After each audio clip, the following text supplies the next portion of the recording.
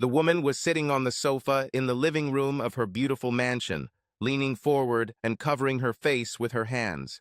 The man knelt in front of her, declaring his love. Another man listened nearby, unnoticed by either of them. "Ellie, I love you. I love you too. Then don't do this to us. We're gone, Billy. Once upon a time there were, Ellie, and they will again, and they will again. Please don't do this. I have to, but everything will work out, and you'll thank me in the end. Billy, you will ruin my life. This will devastate Stan, and it's not fair to him. How can you do this after all he's done for you? I swear I will do everything in my power to protect Stan, but I need you back in my life. I'm already in your life, but that's all I can do.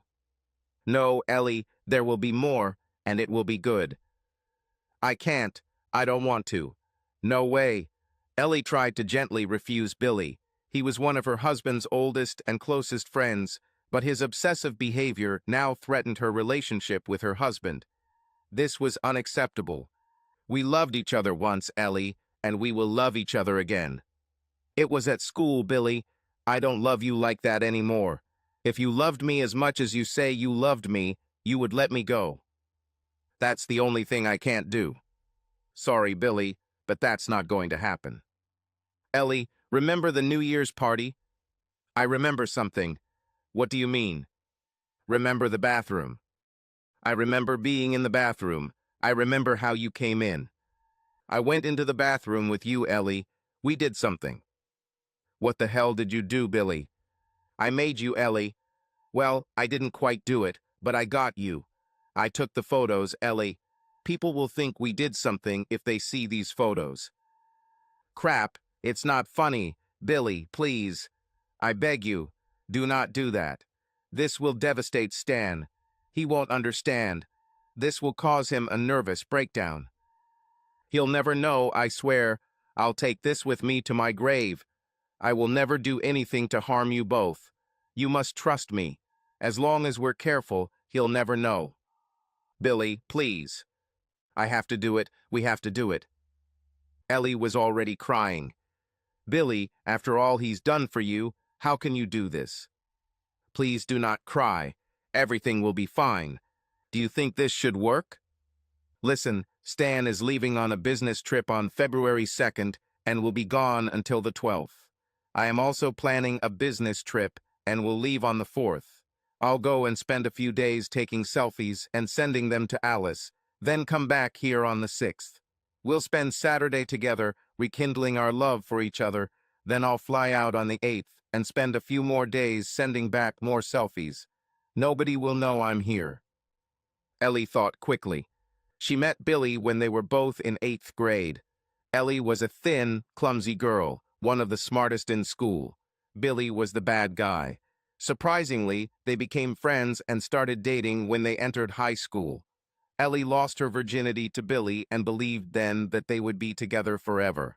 Forever lasted 6 months when Billy began to have a wandering look.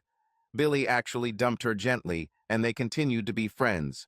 It was no secret that Billy had emotional problems. He got into fights and was very clingy and possessive, but he was loyal to his friends to the last. The problem was that he didn't really have any friends, just Ellie and the girls looking for the bad guy. During high school, Billy dated numerous girls and got into trouble several times for stalking them after a breakup. There were rumors of pregnancies, but no little Billy ever showed up. At the same time that Billy and Ellie broke up, Billy met Stan and Lenny. Like Billy, they had their quirks. Lenny was considered slow. He was friendly, but kept to himself. He was smart enough to graduate from high school, but was clearly on the lower end of the ick scale. He was also loyal to his friends. Lenny was a big kid. In 9th grade, he was over 6 feet tall and weighed 220 pounds. By the time he graduated from high school, he was 6 feet 6 inches tall and weighed about 280 pounds of muscle. To Ellie, he was a big teddy bear. He was one of the sweetest, kindest, and gentle people she had ever known. Lenny rarely got angry. Ellie had known him for a year before she saw him like this for the first time. That first time he was almost expelled. Ellie was in the main hallway of the school when one of the big quarterbacks on the soccer team started harassing her. Lenny was just passing by when the football player started groping Ellie and she screamed. Lenny pulled him away from her and the football player hit him. Lenny almost beat him unconscious. It took 3 of his teammates to pull Lenny away from him. It was all on camera and Lenny was acquitted because it was clear he was protecting Ellie and the footballer hit him first. At the same time she met Lenny, she met Stan. Stan was on the extreme end of the autism spectrum and was very socially awkward. He was, without a doubt, the smartest kid in school, possibly in the state. He had an ick that was off the charts. It was strange that he and Lenny became friends, but they did. Stan was a very attractive guy who didn't know it. He was athletic, but he took up cross-country running because he could do it alone, and he liked being alone. He looked like a less extreme version of Sheldon Cooper from The Big Bang Theory in Ashton Kutcher's body. He and Ellie started dating on Valentine's Day in their sophomore year and have been together ever since. The fact that Ellie and Billy were dating was never an issue. Until now. Ellie became very protective of her boyfriend. Despite his genius in most areas, his social awkwardness made him a possible target. She was fiercely protective and did everything to prevent him from becoming a victim. Before they started dating, but after they met, another kid pretended to be his friend and then made fun of him in front of a bunch of other kids. It took Stan 3 days to come to terms with the idea that someone who called himself a friend could do such a thing. Billy beat this kid. After high school, Stan went to MIT on a full scholarship. Lenny got a job in the Philadelphia shipyard, lifting heavy stuff from one pallet and putting it on another pallet, and Billy, with a JED, joined the army. It turned out that shortly before graduation, Billy learned that he would not be able to graduate, so he dropped out of school and got his JED. Ellie attended Temple and received a degree in business management. Now, at 30 years old, they all lived in sunny California. After MIT, Stan founded his own internet company in Silicon Valley, sold it 2 years later for hundreds of millions of dollars, and remembered his friends. Ellie and Stan got married on Valentine's Day after he graduated from MIT. After they became successful, Stan contacted his old friends and invited them to move to California. Lenny was still working at the shipyard, and Billy was moving from one job to another and had recently married a girl named Alice. Stan moved his friends into houses near him, and they became the close group they had been before. He founded another company and gave his friends high-paying positions. Everything he touched turned to gold. Ellie and Stan were planning to start a family now that everything was settled. Now Billy's obsessive personality was showing its ugly face. Ellie had noticed that Billy had been flirting a little more than usual the past few months, but didn't think much of it since he had always been a flirt. Now she wished it didn't happen. She didn't know what she could do about it, but she still felt like she had to be on her guard. "Billy, I need to think about this. You have to make me a promise. You can't let Stan find out about any of this. If he finds out about anything, it will devastate him. This could literally cause him to have a nervous breakdown. I'll do anything to protect him. Billy, anything." "I don't want to hurt him, Ellie. I will do anything to protect him, but I need you back in my life on a higher level." "Where does Alice think you're going on a business trip?" "To Philadelphia. I've already booked a hotel room near the airport in case she checks on me." "What about Stan? Does he know you should be there?" "Well, there's a conference going on, and he thinks I'll be there." "Why don't you just tell Alice about the conference?" "Because if she doesn't have anything planned, she'll want to come with me and spend a week in Philly. She knows I might miss certain aspects of the conference, but if she thinks I'll be busy in meetings, she won't want to go." "A tangled web, Billy. Why don't you just divorce her? And the farce." "Because she's the cover we'll need, Ellie. My marriage will be more of a cover for us." "We can't exist, Billy." "It will be, Ellie, you will see. Everything will be fine." "No, it won't, Billy. Someone will get hurt very badly, maybe everyone." "I love you, Ellie. I would never hurt you." "You're delusional, Billy. You're already hurting me." "I love you, Ellie." "I love you too, Billy. That's why it hurts so much." Lenny left the house. He wasn't sure what to do about it. If he just beat Billy up like he wanted to at that moment, Stan would know and understand what happened. He decided to wait and call Ellie later. She was very smart. She knew what to do. 2 hours later, after Billy left, Ellie was trying to figure out how to resolve this situation without anyone getting hurt. There's no way she's going to cheat on Stan. No way. She had to find a way to get the photos Billy had before Stan saw them. Although she was sure Stan would believe her if she said she was high, she still worried about what would happen to his psyche. The next problem was how to get rid of Billy without it all coming out. She didn't lie to Billy, she loved him, like a brother. There was not a single romantic feeling for him in her body. She no longer trusted him and knew he had to be removed from their lives somehow. He was like Old Yeller. She loved him but knew he was too risky to stick around. In the end, he would ruin the wonderful man that was her husband. Her cell phone rang and a selfie of her and Lenny she took when they went to a Philadelphia Union football game together appeared on the screen. "Hey Lenny, what's wrong?" "Hey Ellie, do you have a minute?" "For you, Lenny, I have a lot of minutes." "Is Stan around? Can he hear you?" "No, just me." Ellie, I don't know how to say this. I heard what happened at your house with Billy today and—" "Lenny, listen to me. I'm not sure what you heard, but—" "Lenny, can we meet somewhere? Since you already know something, I really need someone to talk to, and I'd rather not talk about it on the phone." "That works for me. How about Starbucks?" "Great, 20 minutes. Sounds good. See you there." "Thank you, Lenny." Billy felt like a complete asshole, but he just couldn't help himself. He needed to get her. His own marriage was falling apart, and in his mind, Ellie was what he needed.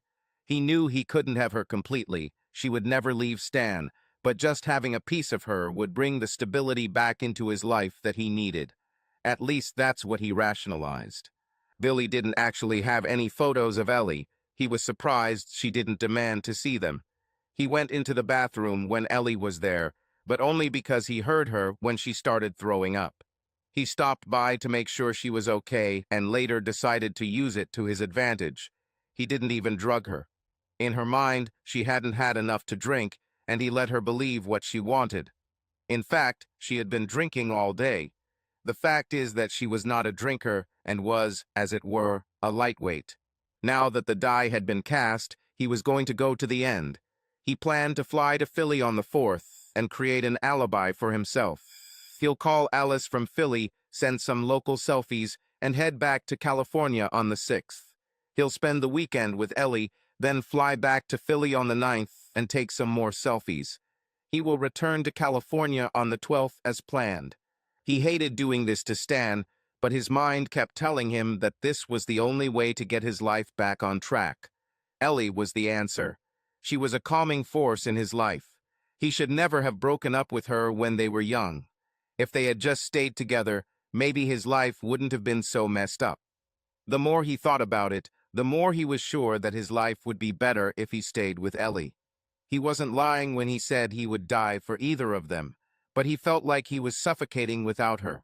On the other hand, if Ellie and Stan split up, Ellie would still be super rich, and the two of them could live comfortably and happily for the rest of their lives. However, it wouldn't be worth it if she was unhappy. He'll have to share it, at least for now. Ellie parked her car in the shopping center parking lot and walked into the Starbucks coffee shop. She ordered mint tea and added some sugar and chocolate powder. She took regular black coffee without sugar, just like Lenny liked. She found a table in the corner of the store where there was some privacy and looked around to see if there was anyone she knew. No one. 5 minutes later, Lenny came in and saw her. He came over and sat down opposite me with a concerned look. "Lenny, thanks for meeting me here. Tell me what you heard." "Well, Ellie, I stopped by Stan's to drop off some paperwork and saw Billy's car in front of the house. I didn't pay attention to it until I entered the house and didn't hear you two talking. I realized that you didn't hear me, so I didn't say anything. I was in the kitchen while you two were in the living room. I saw Billy get down on his knees and start begging you. I was very angry that he put pressure on you. but I decided that it was better to wait and talk to you later. I thought you knew what to do. I will help you as soon as I can. I know, Lenny. For now, just keep this between us. I am not going to do anything with Billy. I've always heard that once you give in, things only get worse. Eventually, it will come out and devastate Stan. I can't risk this, Lenny, I can't. I have to find a way to get the photos he says he has, and then get Billy out of our lives. I'll do it, Ellie. I'll get rid of it for you. Not like that, Lenny. Another way. I don't want him to get hurt, and I don't want you to end up in jail. There must be another way. Maybe I could make it seem like he just decided to leave and not come back. As nice as it is, I don't want him to get hurt if it can be prevented. As a last resort, I might consider it, but only as a last resort. Okay, Ellie, whatever you say. Just tell me what to do. Let's think about it and talk later, okay? Thank you, Lenny. I really appreciate your help. You have no idea what this means to me. Anything for you and Stan. Ellie got home at 5 o'clock and threw some steaks on the grill. She thought Stan would be home around 6. At 6 o'clock and 5 minutes, Stan walked through the garage door into the hallway. Ellie, I'm home, he shouted. I'm on the terrace, cooking steaks, she shouted back. Stan went out onto the terrace and gently hugged his wife, leaned over and kissed her on the soft spot behind her right ear. He knew it gave her goosebumps. She was always surprised when he showed signs of attention to her, because he was not so attentive with others. He didn't like shaking hands and hated it when another woman wanted to hug him and kiss him on the cheek. The only other woman who could afford a little hug and kiss on the cheek was Ellie's best friend, Andrea. Hi, beautiful, how was your day? Just a great, sexy man. I went to the gym and ran around the park. Visited the animal shelter for a while. There was a very cute corgi puppy there. Working there with Andrea, she said hi to you. Did I mention the corgi puppy? Well, tell her I'm saying hello too. I like her very much. She reminds me of you, you know. She even looks like you.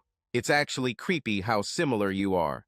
Now, honey, corgis are expensive. I'm sure this puppy belongs to someone. Someone will take it. Do not get attached. I know. Maybe one day. How about we wait until the summer so we can train him outside?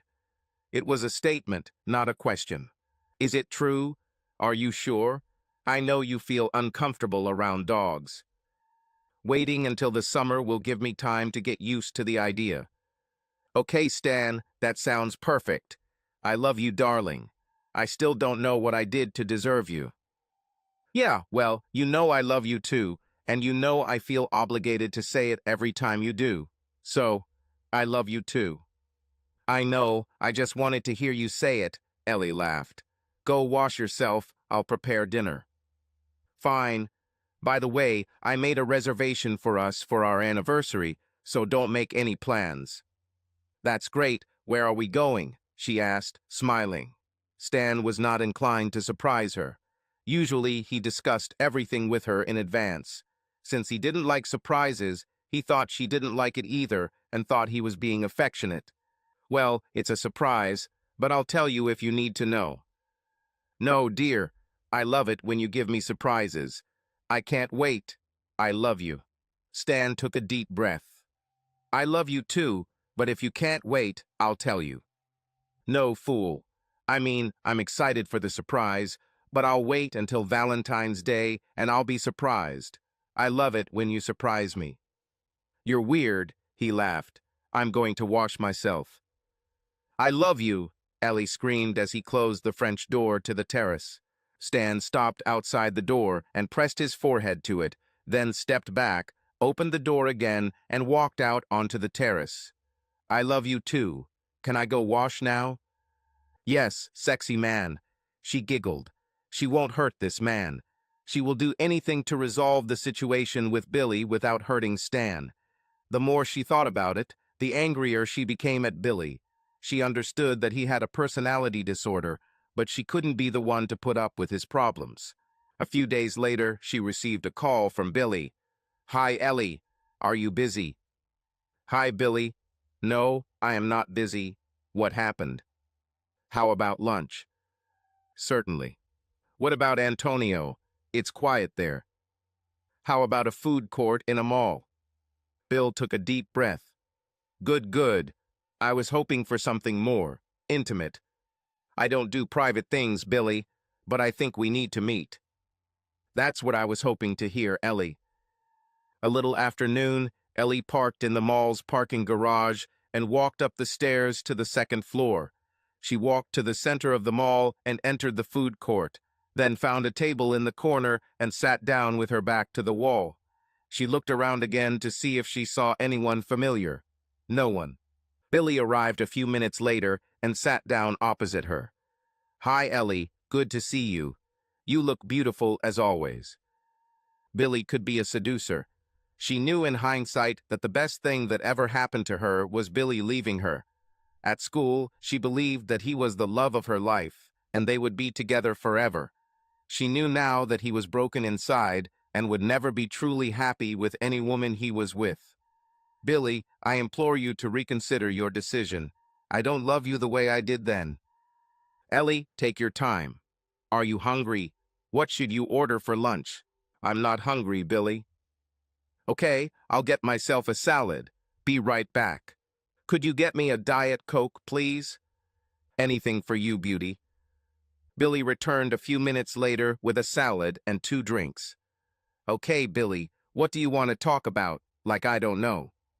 Ellie, everything will be fine. I promise. Stan will never know and our love will be rekindled. Okay, here's what will happen on our special weekend. I will fly to Philly on the 4th as planned. I'll stay a few days, take some selfies and call to let everyone know I'm there, then come back here on the 6th. Stan will already be away by then, so there won't be any problems. We'll have our special weekend, then I'll fly back to Philly on the 9th, take a few more selfies and make some calls, and then come back here on the 12th. The only bad thing is that it won't coincide with Valentine's Day weekend. Billy, Valentine's Day is my anniversary. If you believe for even a minute that I will spend it with you instead of Stan, you are sorely mistaken. Besides, do you think you have everything thought of? Do you see any problems with this? No problem, Ellie. Everything will be fine, I promise. Stan will be protected, and we can resume our relationship. I will never do anything to jeopardize your relationship with Stan, I swear. Ellie began to come up with a plan. She needed to contact Lenny, but until then she would have to go along with Billy's plan, or at least let him know that she was considering it. You promise you'll never hurt Stan? I swear he'll never know, Ellie. I couldn't live with it, Billy. If this happens, it will kill him, and it will kill me. Ellie, I know this sounds weird, but I would never hurt him, not only because I care about him, but because I love you so much. I know that hurting him will hurt you too. I need to think about this. We will talk later. With these words, she got up and left. Billy was really pleased with their short conversation. Ellie considered his plan. She was beginning to understand how important she was to him, and that everything would work out as soon as they resumed their relationship. He knew she would agree eventually. It was only a matter of time before he showed her that it was possible. Lenny, are you busy? No, Ellie, what happened? Can we meet again? Same Starbucks, 30 minutes from now. Great, Lenny, thanks. You're welcome, Ellie. Ellie was sitting at a table with mint tea and regular black coffee when Lenny entered. She waved at him and stood up to hug him. Lenny hugged her gently and felt her tremble a little. Everything will be fine, Ellie. We can handle it. After a long hug, Ellie stepped back and sat down. Lenny, he told me about his plans for that week. She recounted what Billy had told her about his plans for the trip. I think I have the beginning of a plan. You will go to Philly and meet him there, somehow preventing him from returning on the 6th. Ellie, I could do it, but he will see me and understand what happened. What if he gets angry and shows Stan the photos? You're right, she sighed. The answer is here, Lenny. We just have to find it. Okay, so far our plan is for me to arrive before Billy and try to figure something out while I'm there.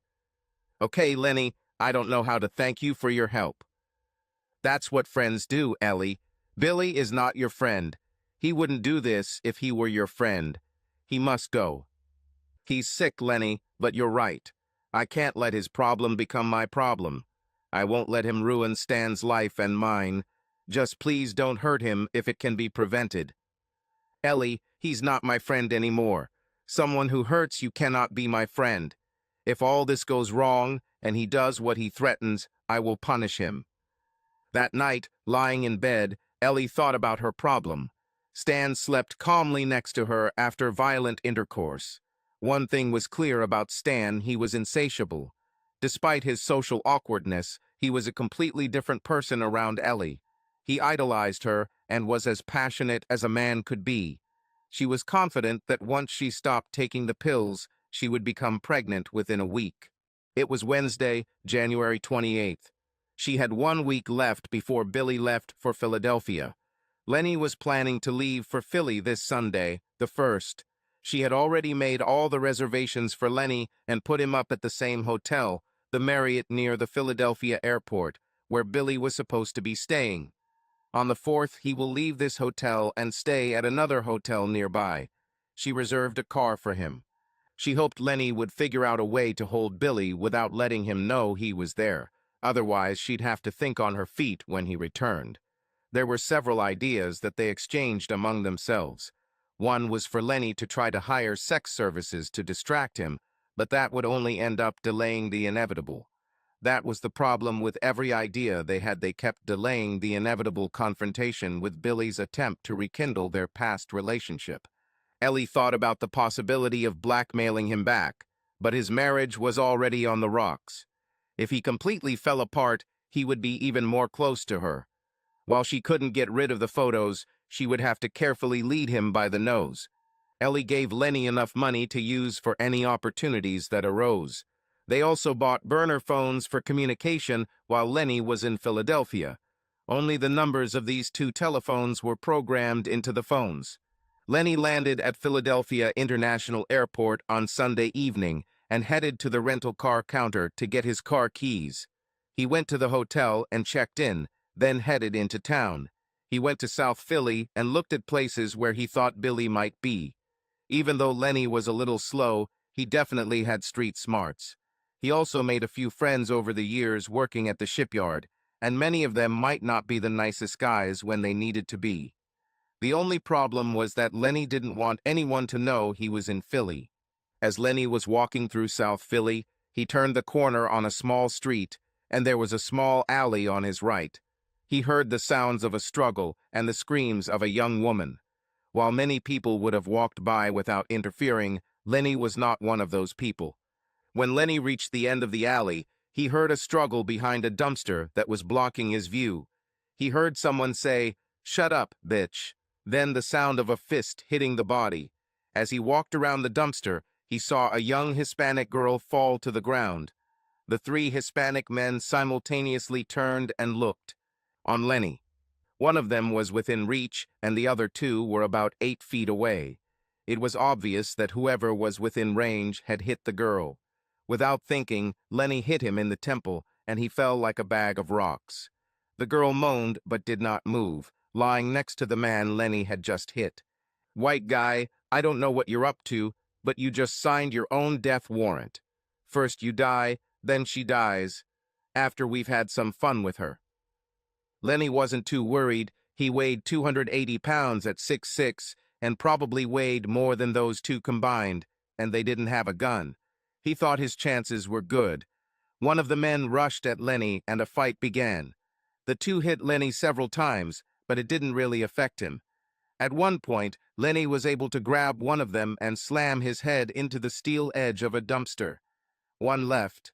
The last attacker rushed at Lenny, and Lenny was able to grab him by the jacket with one hand and by the throat with the other. His arms were much longer than the attackers, and he could not hit him. The only thing he could do was hit Lenny in the arm.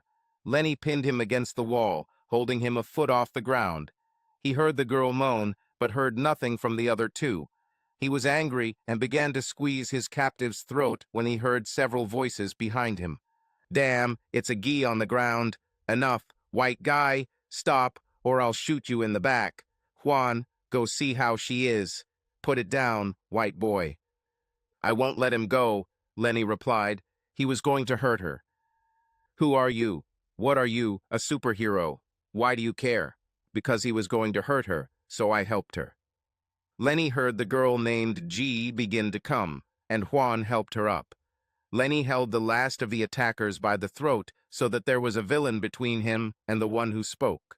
Juan helped Guy up, and she started screaming at the one who was lying on the ground and hit her, and then started kicking him. Gianna, stop it. What the hell happened? Those three bastards brought me here, Trey. They were going to have sex with me. I screamed when that bastard hit me. I don't know what happened then. Who is this white guy? He's holding one of them that was with them. Did the white guy help her? Don't know. I think yes. Hey, Lenny said. They told me they would kill me for helping her, and then kill her after they were done with her. I helped her. Okay, white guy, don't let him go just yet. Juan, go get the car, quickly. White guy, you just helped the little sister of a very important person. He will want to meet you. These three will come with us.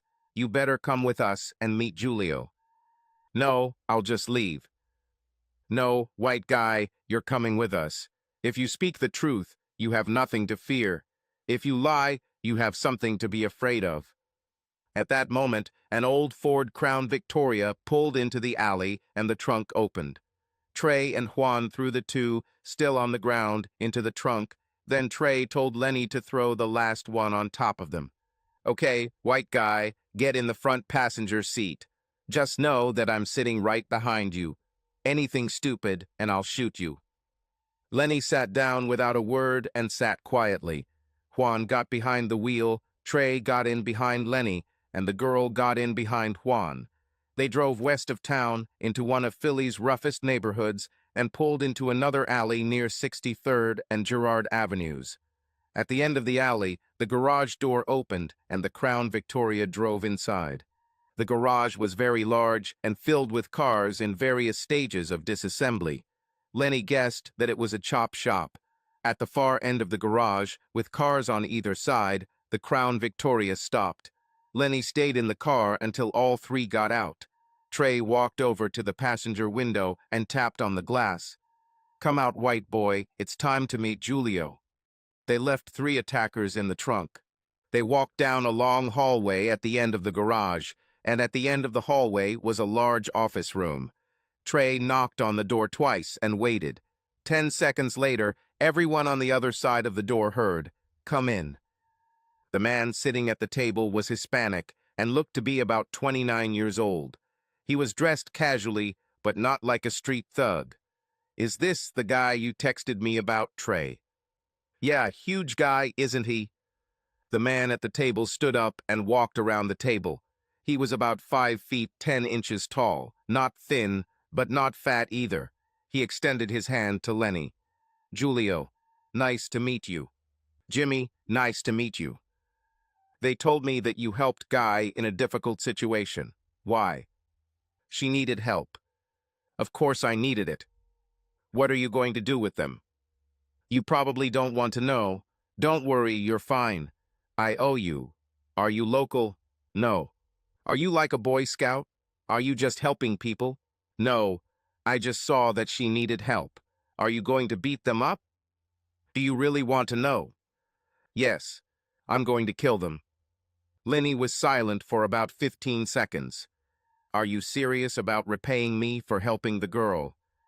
Absolutely. What can I do for you, Jimmy? Hello? Ellie, it's me. Can you talk? I know it's you, Lenny. Can I say what happened? You won't believe what happened. You must send me home as soon as possible. Wait, Lenny, let me check. Lenny heard her working on the computer. Okay, Lenny, I can book you a flight that leaves tomorrow at 8 in the morning. Okay, I'll explain everything when I arrive. Stan will be away when I get back, right? Yes. Okay, try to get Billy to meet us on Wednesday night. Just the three of us.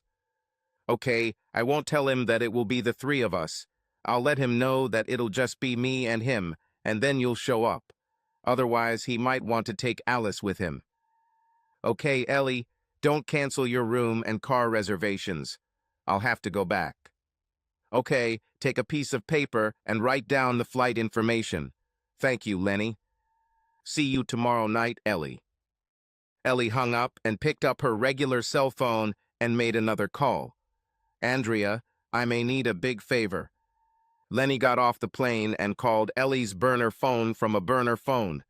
Ellie, it's me. I know, Lenny. You're the only one who has this number. Ellie laughed. Yes, that's right. I just got off the plane. Are you in the parking lot? Yeah, just come out. I'll see you. Lenny went outside and waited patiently by the curb. About 5 minutes later, Ellie pulled up in her BMW and honked her horn. Lenny sat in the passenger seat and could barely contain his excitement. Ellie, I swear you won't believe what happened.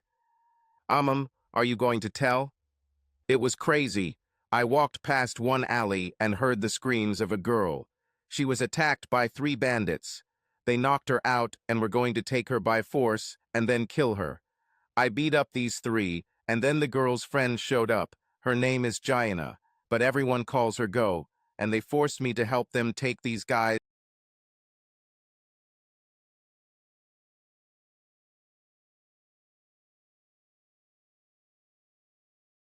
Problem. What are they going to do with these guys, Lenny? Lenny, did you kill any of these guys? No, Lenny replied. Will Billy come to your house tomorrow? Yes, she said with some disgust in her voice. At 5 o'clock. Fine. Don't be there when he comes. Call him and tell him you're late, but you'll be there soon. I'll wait until he enters the house, and then I'll go by myself in a couple of minutes. I don't want him to get hurt. I won't harm him. I'll only make him pass out for a while, but I won't physically harm him. Here's my plan. Lenny told Ellie part of his plan. He believed that the less she knew, the better. When Lenny finished explaining his idea, Ellie made another call. Hi, Andrea, it's me. I need to do what I've been thinking about. Can you stay with me for the weekend? Okay, it's not final yet, but it's possible. You don't want to know. Yes, maybe I'll tell you someday. Thank you, Andrea. I really owe you. The next day, at 5 o'clock in the evening, Lenny watched as Billy parked the car in Ellie's driveway. Lenny waited 10 minutes, then drove up and parked behind Billy's car. He walked through the open garage door and quietly entered the hallway. He heard the TV playing in the living room. Lenny returned to the door between the hallway and the garage and slammed it loudly. He then called out to Billy, Billy, where are you? I brought Chinese food. Billy appeared in the kitchen as Lenny came in from the hallway. Lenny, what the hell are you doing here? Well, I know Stan left yesterday, so I thought I'd come over and keep Ellie company. I think you decided the same thing? I saw your car in front of the house. Yes. Okay, I just got off the phone with Ellie. She's stuck at the animal shelter. I told her I brought us Chinese food, and she told us to start without her, and that she would come as soon as she could. Billy looked gloomily and headed into the dining room. Okay, Lenny, I'll have a beer. Lenny put the Chinese food on a large platter and took it to the dining room. Here, Billy, eat, and I'll go get a beer. He took 3 glasses, 2 identical and 1 slightly different. He added the powder to the one that was different, then poured beer into all 3. Lenny took the 3 glasses to the dining room and made sure Billy got the one that was different. 30 minutes later, they had eaten most of the food and Billy was noticeably tired. Let's go to the living room, said Lenny. Sounds good, I'm tired, Billy replied. What time are you leaving, Lenny? In a little while, I can't stay late today. Billy sat down on the soft sofa and rested his head on the armrest. After 20 minutes of small talk, Billy was already snoring. Lenny called Ellie on a burner phone. Ellie, it's me. Ellie couldn't help but laugh. I know, stupid. Has he passed out? Yeah, you know what? You won't be needed here. You can go back to the shelter. I'll call you soon. Ellie turned off the phone and left. Lenny walked back to his car and returned a few minutes later with a small backpack. He put down his backpack and took out a box of latex gloves. He put them on, then took out a black knitted cap, placed it on Billy's head and rubbed it, then took Billy's hat off and put it in a plastic bag. He pulled out another pair of latex gloves and put them on Billy. Lenny lifted Billy onto his shoulder without much effort and carried him downstairs to the spacious basement. He carried him to a room in the middle of a huge basement and laid him on his back on the floor. Then he returned upstairs and brought the backpack. He went back upstairs and found several large pillows and some blankets and a blanket. Lenny looked around and found a large cardboard box and cut a hole in it. He placed the pillows inside the box, then took out a small caliber pistol from his backpack. He wrapped the box in blankets and a blanket and lifted Billy up. He took the gun into Billy's hand and pointed it at the hole in the box. After the box was covered as best as possible, Lenny used Billy's hand to shoot the gun. It wasn't as loud as he thought, and he was sure no one heard. Lenny fired the remaining rounds into the pillows. Lenny pulled Billy's hand out of the box and carefully removed the latex gloves from his hands. He put them in a separate plastic bag. Lenny picked Billy up again and carried him upstairs, laying him down on the sofa where he fell asleep. He took off his gloves and placed them, along with the pads, in a trash bag and placed it in the trunk of his car. Later, he will find a container for them. He called Ellie and told her to leave a message on Billy's phone that she was stuck at the shelter. By this time, it was almost 8 o'clock, and Lenny assumed that Billy would wake up soon. At 9 o'clock, Billy was still sleepy, but he had already woken up and saw a message from Ellie. He pressed the callback button, and Ellie answered. "Hey, Billy. Sorry, I'm stuck at the shelter. Is Lenny with you?" "He was there. We ate Chinese food, but I fell asleep, and he left." "Look, I'm sorry. I'm stuck here. There aren't enough people, and there are a lot of new animals to help. You should probably go home, maybe say goodbye to Alice. I just have to hold out until Saturday, Ellie." "Billy, I can't do this. I won't." "You will do it, Ellie. We will do it. We have to. Goodbye, Billy."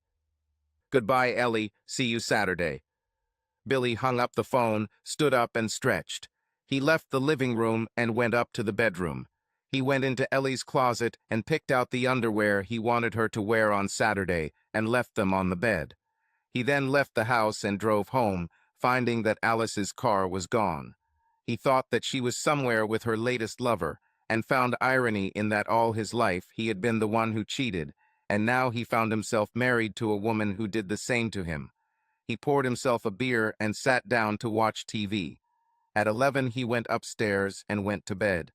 Billy woke up at 8 in the morning on February 4 and took a shower. Alice never returned home. He made himself a cup of coffee from the Keurig machine and ate a bagel for breakfast. He threw some clothes into his carry-on luggage and called an Uber to take him to the airport. He reserved a car at the Philadelphia airport, so when his completely uninteresting flight landed, he went to the car rental counter and got the keys. He drove his rental car to the hotel parking lot and checked into his room. By this time, it was already quite late, so he decided to have a snack at the hotel restaurant and go to bed. Tomorrow, he was going to have a busy day. He was going to visit many of the city's historical sites and then find a good bar and maybe meet a local girl. In the morning, Billy got up and went down to the restaurant, where he had a light breakfast, then got ready and went into town. He got onto I-95 North and took the Broad Street exit. He drove past Lincoln Financial Field, where the Eagles played, and Wells Fargo Center, where the Flyers played, then past Citizens Bank Park, where the Phillies played. He was an Eagles fan growing up, but stopped watching the sport when it became too political. Billy found a spot in the central strip of Broad Street near Town Hall and decided that from there he could walk to everything he needed. He spent most of the day walking and taking selfies near Liberty Bell, Independence Hall, Betsy Ross's Arch Street home, and several other landmarks. After lunch at the Liberty Bell, Billy called Allie. "Hey, Allie, I needed to hear your voice." "You should stay in Philadelphia, Billy." "No, Allie. I'll be back tomorrow, and we'll meet on Saturday as planned." Last chance, Billy, please call it off. No, Allie, this has to happen. You don't understand how much I want this. I'm sorry. Okay, Billy, when you get back to California, don't contact me through monitored channels. Don't call me on your cell phone, and I won't meet you in places with cameras. Don't do anything that would link you to me. I will protect Stan at all costs. I understand, Allie. I really do. I promise I will protect Stan and you too. He sent selfies to Alice and Allie, but never received a response from Alice. Allie replied that she was glad that he would be able to spend a week in Philadelphia and hoped that he would like it. Billy played along and replied that he intended to have fun and explore the nightlife every night, and that he had heard that Saturday nights were always special, and he was going to find out. Allie didn't answer this. Billy did not notice the young men who had been watching him all day. At 6 o'clock in the evening, it was already dark, and he was walking in the area of Kashtanova and Shirakaya. Even though he didn't know the area like the back of his hand, he definitely didn't get lost. He had heard about the Shilan's pub on Drury Street and wanted to go there. He knew the pub was at the end of a lane and a little secluded.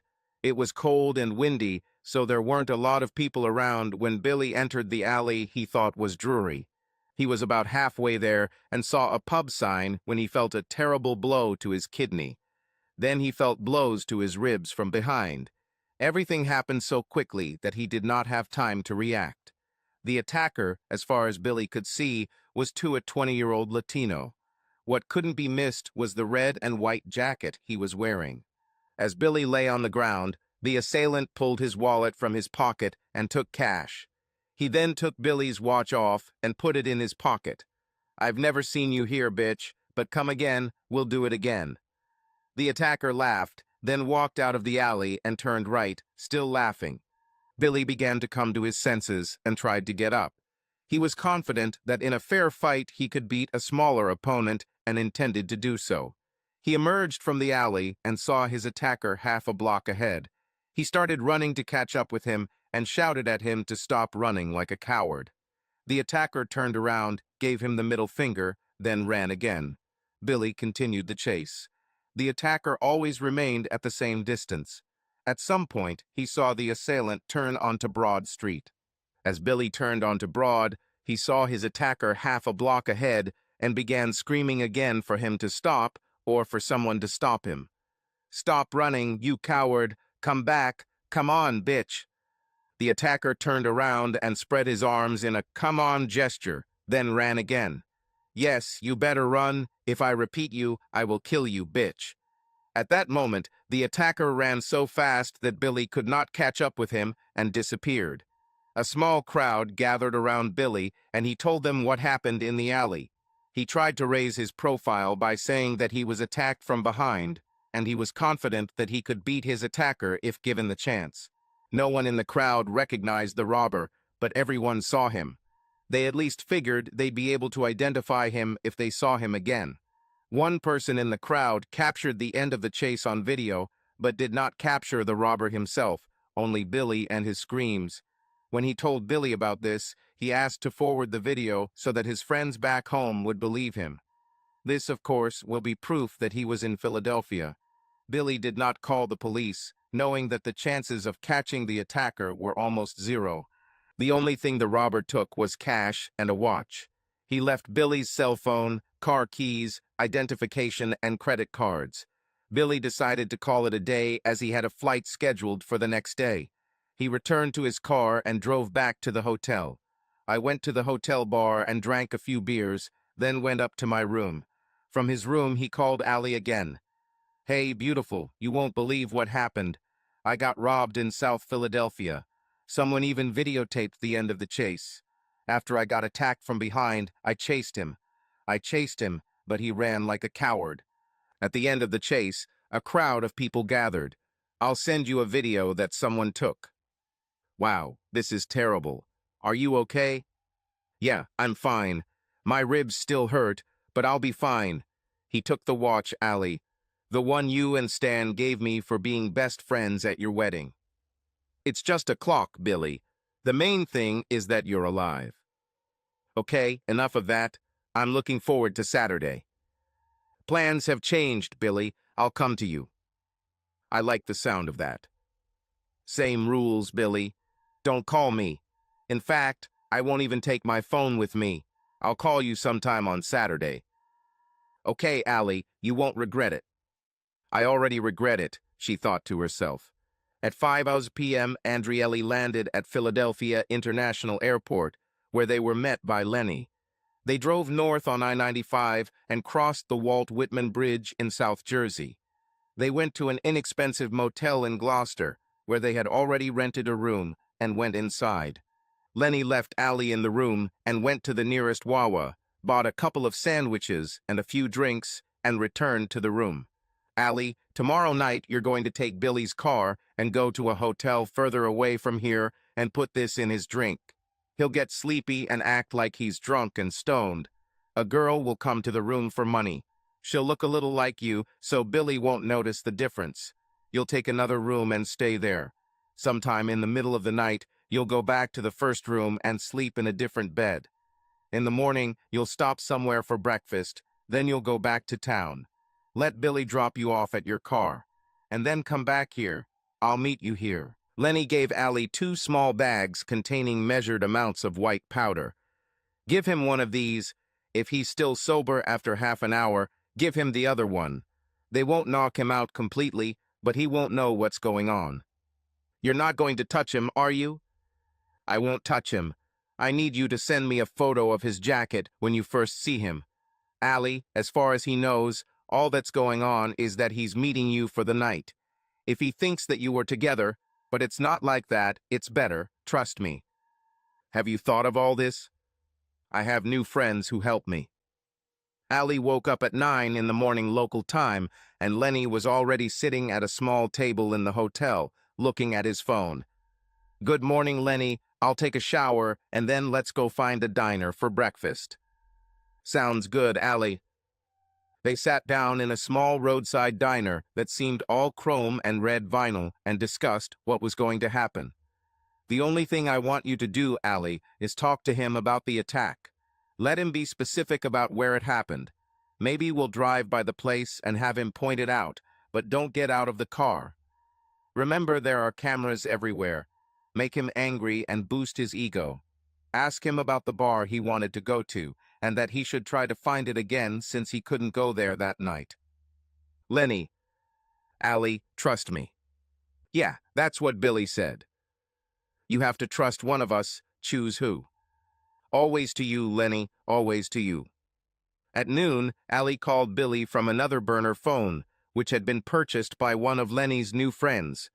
This phone could never be connected to any of them. She told him to meet her in a small town south of the airport called Leicester. She told him that she would meet him at a small diner on RT 291 at 2 p.m. When she saw Billy in the parking lot, she took a photo of him with his new burner phone and sent the photo to Lenny through his new burner phone. She then drove up the street and parked at a Wawa and asked Billy to come in and buy her a Diet Pepsi. She reminded him that she wanted to avoid the cameras. Billy thought she was a little paranoid, but he was willing to play along. He bought drinks and returned to the driver's seat of the car. Okay, Allie, where to go first? How about you show me where you got robbed? Sure, maybe I'll see the little bitch and get my watch back.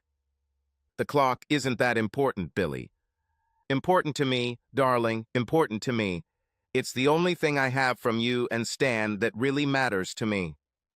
I'll buy you some others. Okay, where are we going? Okay, let's go north on I-95 to 676 and then into town. There will be a lot of little side streets. Okay, remember, I won't get out of the car in the city. Billy entered Drury Street into his phone's GPS and headed north. 10 minutes later, he drove past the alley where the attack took place. Right here, this chicken attacked me. There were people walking around and leaving the pub that Billy was about to go to. Is this where you were going? Yep, I didn't even have time to go inside. So come back tomorrow night. Maybe your boyfriend will come back here and you'll get your watch back. Wait, forget about it. It's not worth it. It's just a watch. Why don't you go over there and see if there is anything left? Good idea. I'll be right back. Billy walked down the alley and looked around the place where it all happened, but didn't seem to find anything interesting. Several people passed by, including a couple of waitresses who were on their way to their shift at the Shalene's pub. Billy spoke to them for a minute, then the women shook their heads and walked into the pub. Billy walked back to the car and got in. Bad luck, huh? Maybe he'll come back after dark. If you come back, promise me you'll be careful. We'll see. Maybe I'll just ID him and call the cops. It's not a bad idea, just don't do anything stupid. I don't want to lose you over a stupid watch. Billy looked at Allie and smiled. That's nice, Allie. Well, after he ran away, we went there. They followed the route by car and then left the area. Let's drive past the sights, Allie said. First the Liberty Bell, then Independence Hall, then the Rocky statue at the Art Museum. Of course, honey, you're right. At this time, G was in the King of Prussia shopping center, looking for a jacket similar to the one in the photo. She finally found one at one of the more expensive department stores.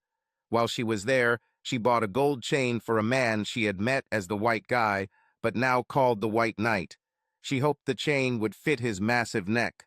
Okay, beautiful, we've passed all the attractions in town. Where do you want to eat? Let's go to Jersey. Cross the Ben Franklin Bridge and head south on 676. We'll go south to Atlantic City and find something along the way. Okay, do you know where we're going?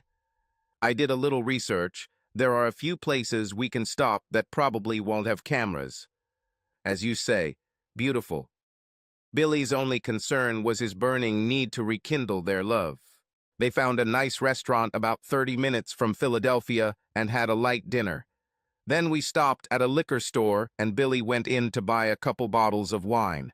While he was in the store, Allie texted Lenny and kept him updated on where she was.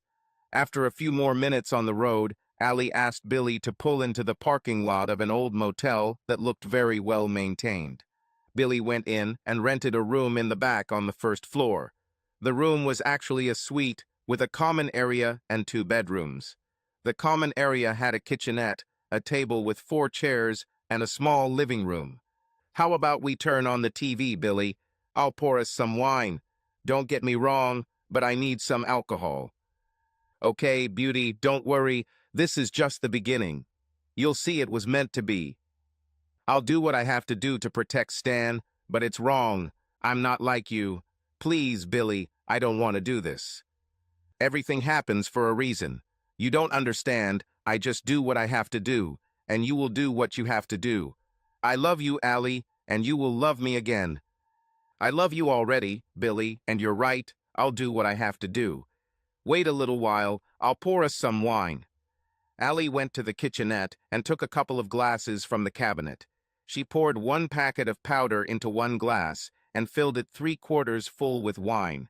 She filled another glass halfway and returned to the living room, holding Billy's glass of powder and sipping from hers.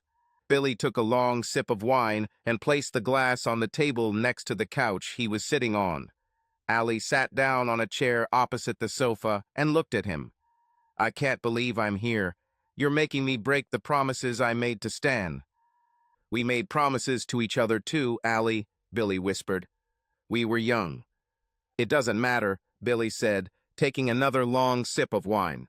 Allie stood up and began pacing back and forth in front of the couch. Tears began to well up in the corners of her eyes.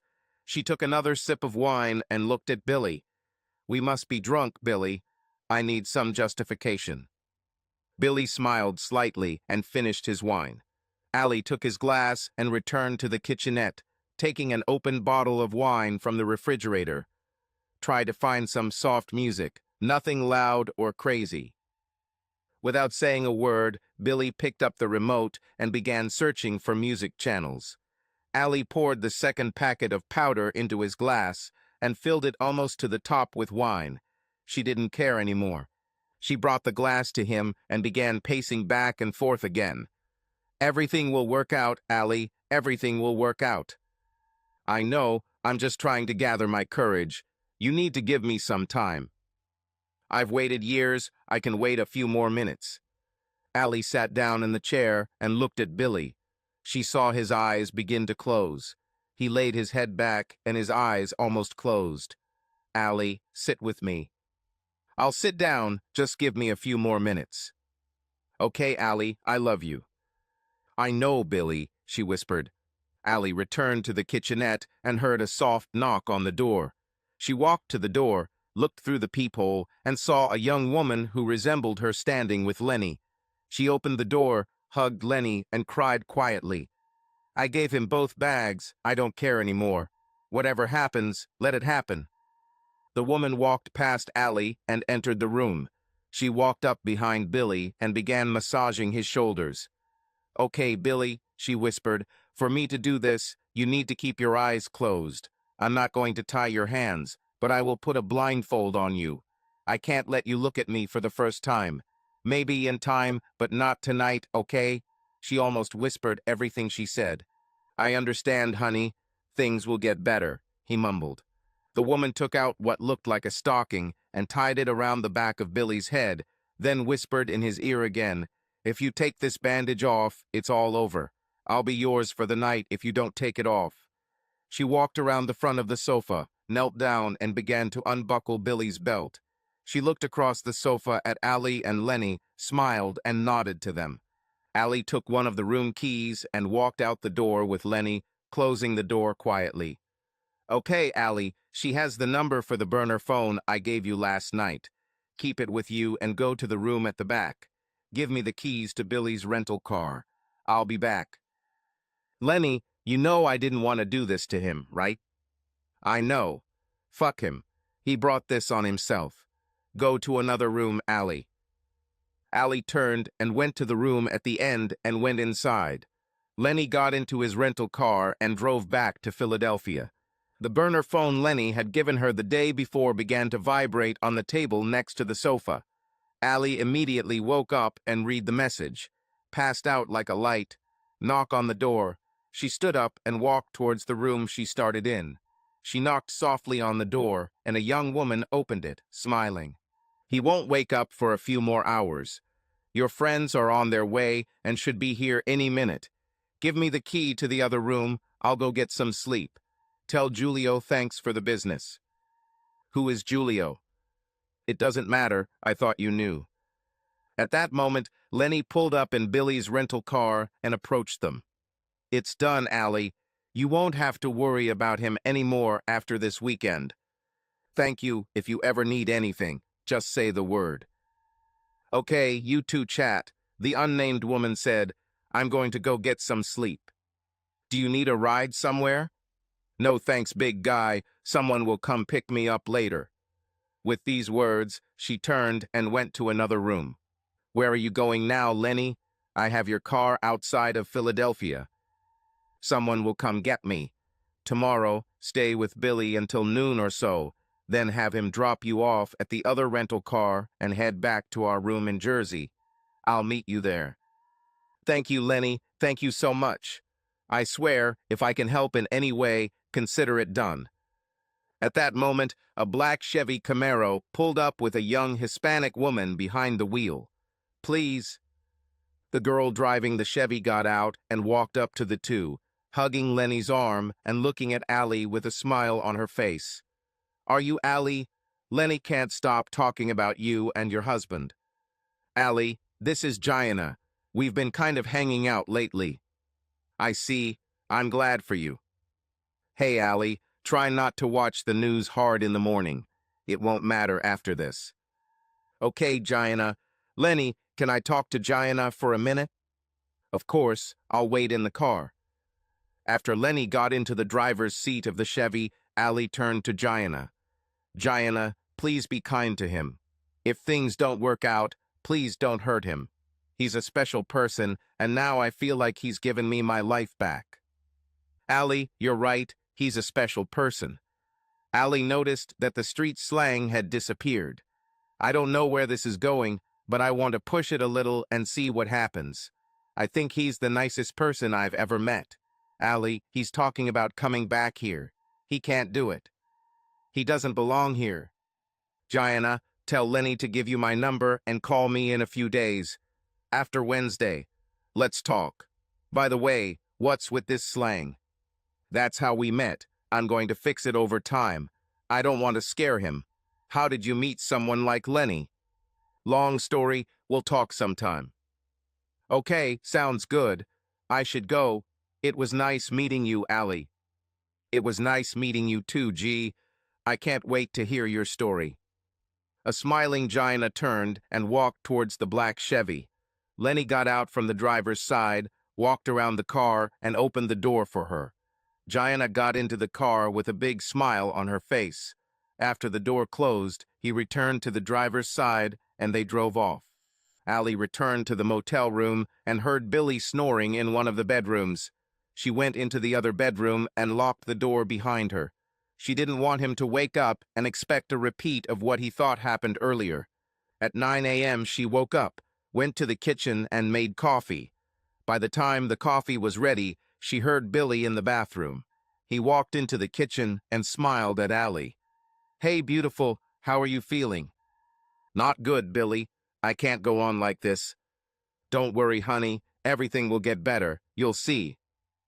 Want some coffee?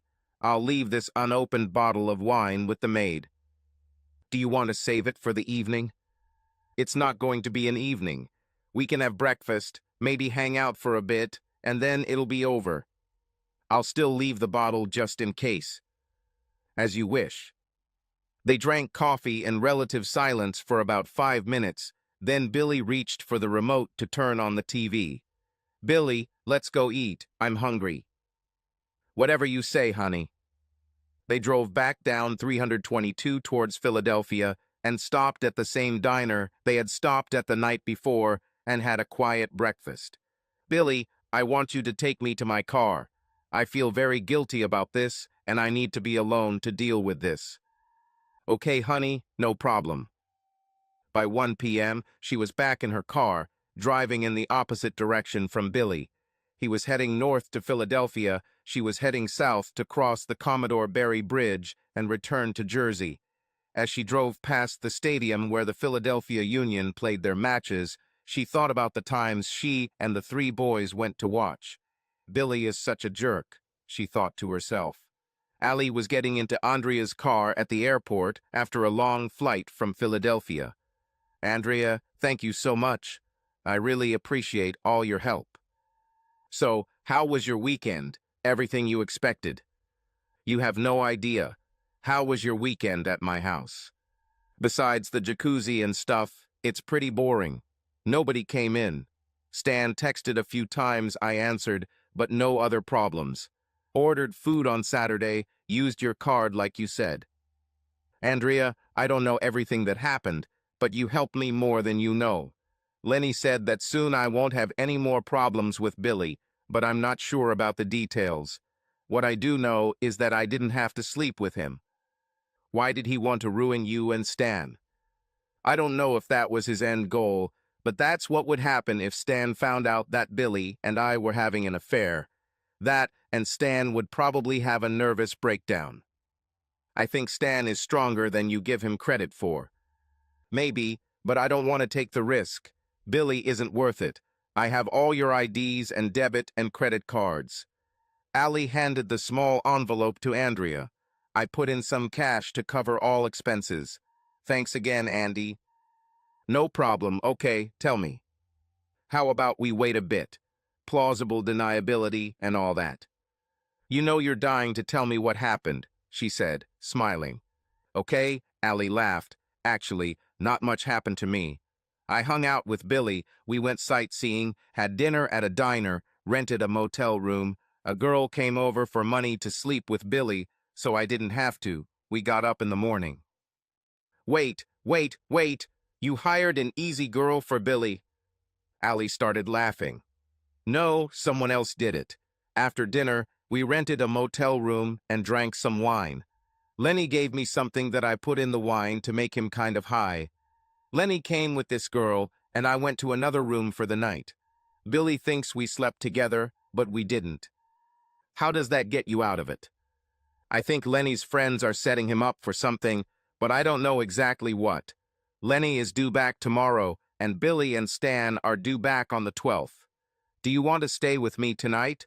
We can have a bottle of wine, and you won't have to go home. I only live 2 miles from here. I know, tell your husband you'll spend the night at my place. I really need some company tonight. Okay. I'll call John from your house. He won't mind. Hello? This is Detective Jones from the Philadelphia Police Department. Who am I talking to? Billy had been arrested enough times to know to be careful when talking to the police. This is Bill Sims. How can I help you? Mr. Sims, were you recently robbed? I have a video of you chasing the robber. Actually, yes. Did you catch this guy? I think so. Can I meet you at our police department to discuss this? How about we meet here at my hotel? Okay, no problem. 20 minutes later, Detective Jones entered the Marriott lobby with 2 uniformed officers. Hello, Mr. Sims. Do you have a rental car here?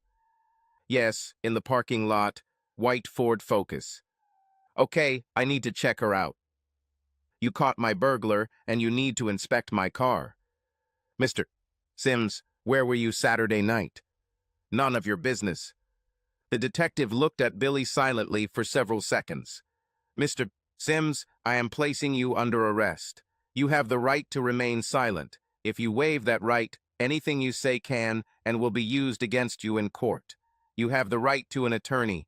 If you cannot afford an attorney, it will be provided to you if you wish, before or during the interrogation. You can exercise these rights at any time before or during the interrogation. Do you understand your rights as I have explained them? This wasn't the first time Billy had heard this. Yes, I'll wait for the lawyer. Billy was handcuffed and placed in a patrol car driven by a senior officer to be transported for processing. He wasn't too worried. He knew where he was and could prove it. All he had to do was contact Allie. The officer pulled onto 95 North and turned on the radio. He seemed to be a fan of classic country music. The 2 men remained silent as the car drove in the slow lane, followed by another police car. Billy heard the words to the song as it played. It was an old Johnny Cash song. His voice was ominous. 10 years ago, on a cold, dark night, someone was killed under the light of the city hall. There were few witnesses, but everyone agreed that the killer who escaped looked a lot like me. Billy couldn't help but see the irony. Time seemed to stand still while the song played. The judge said, "Son, what's your alibi? If you were somewhere else, you wouldn't have to die." I didn't say a word even though it meant my life. I was in the arms of my best friend's wife. Billy closed his eyes and began to cry in the back seat of the patrol car. Not so much for himself, but for what he did to Allie. He knew what he had to do. He made a promise. Hello? Allie, don't say anything. I'm under arrest. Billy, what did you do? Nothing, but I was arrested for murder, Allie. What? Allie, I didn't do it, but I can't prove it. Actually, I could, but I can't. You're not knitting, Billy. I know. I'm being held at the police station. If you can come, I'll explain, but not over the phone. I'm in California. I can't get there until next week. It doesn't matter. They won't let me go. I'll get a lawyer, Billy. Don't say anything. Thanks, Allie. Billy became emotional and almost whispered into the phone. Allie, I'm sorry for everything. I really am. I'm sorry for everything. I'm so sorry. I hope someday you'll forgive me. Can you drive by my house and see if Alice is there? She's not answering her calls. Okay, Billy. I need to go to Allie. We'll talk later. Fine. Allie didn't know what else to say. As much as she expected something like this to happen, she was still stunned. Now she knew exactly what had happened. Lenny framed Billy for the murder of one of the men who were about to attack G. He was killed while Billy was in a motel room with a girl, or what he thought was Allie. Billy thought he had been with Allie all night. He could try to use her as an alibi, but he promised her never to reveal their affair. Of course, Allie could deny this and say that she never left California. She was sure there would be witnesses who saw a man matching Billy's description, wearing a dark green jacket, running away from the scene of the murder of a young Hispanic man wearing a red and white jacket.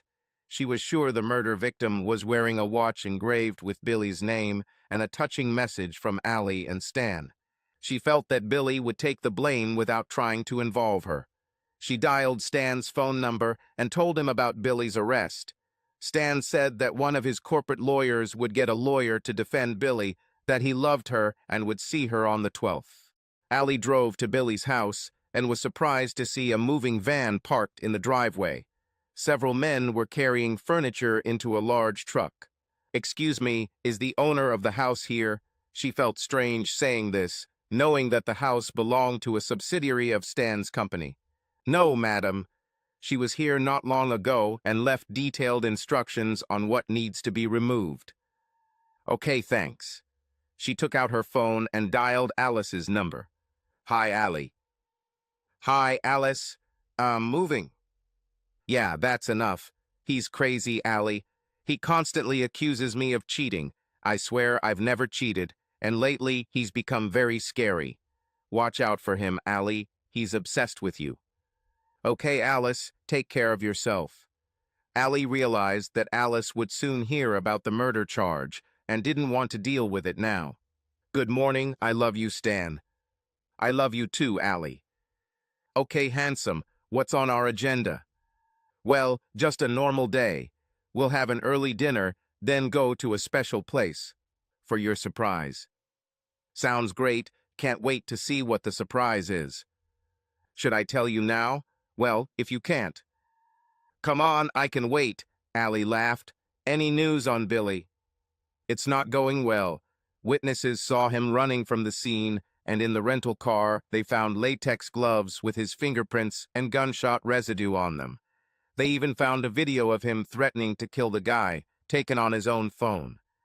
He says he was in New Jersey with a woman, but they have surveillance video of his car driving over the Ben Franklin Bridge and through the toll booths that same night, an hour before the murder." "Are they sure it was the same guy who robbed him?" "Yes, he was wearing the watch we gave him that was stolen in the robbery." "What about the woman he says he was with? Were they able to find her?" "He doesn't say her name. Knowing Billy, if he's telling the truth, it was probably a married woman. It's strange that he's willing to go to prison for murder without giving the name of a woman who could exonerate him. If he's really telling the truth, it would be the noblest thing he ever did." "Are you okay?" "Yes. I sympathize with him, but I always thought that something bad would happen to him. I didn't think it would be like this, but he could never control himself when it came to women. I'm very surprised that he is ready to protect her personality. He must really care about this woman." "Do you mind if I go to his trial?" "Of course not. He is our friend. He needs our support." "You're a good person, Stan. I love you." "I love you too." "Let's go take a shower." Later that day, Stan and Allie were walking through the park after an early dinner. They were walking out of a wooded area into a grassy field when they heard the quiet squeak of a small dog. "Stan, look, there's a little puppy sitting in the grass alone." "It's strange, there are no people around." Allie and Stan walked over to the little corgi and knelt down next to him. "Is he wearing a collar?" "No, he has a gold chain." "Well, a really nice gold chain with a tag." "No, it's a locket or something. It looks like something a person would wear." "What is written there?" "It says, I'll say it first, I love you. Happy anniversary, Allie, and happy Valentine's Day. I love you." Allie jumped up and hugged Stan, wrapping her legs around him and hugging him tightly. "Puppy, are you sure?" "Yeah, I went to the shelter the last few weeks while you were gone, and Andrea helped me meet this puppy. Right now, he only responds to puppy. You'll have to name him soon." "Andrea, huh? Did she help you with that?" "Yeah, she also gave me the name of a local company that will come every day and clean the yard and walk him on days you can't. And they'll clean the yard every day." Ali started laughing. I understand, I understand. I will keep the yard clean. I love you. I love you too. Billy never said Ali's name. He continued to maintain his innocence and claimed that he was with the woman at the time of the murder, but refused to give her name. His trial is yet to come. Lenny has started a relationship with Gianna and is thinking about moving back to Philadelphia to be with her. Ali tries to get Gianna to move to California, but she has business in Philadelphia to take care of. Ali named the dog Jetem and calls him Jet for short. End. Subscribe to our channel so that your love doesn't cheat on you, and go ahead and listen to the next story, because this story is nothing compared to the next one. If you're under 18, don't even think. Click to the next one. Click to the next one. Click to the next one. Click to the next one.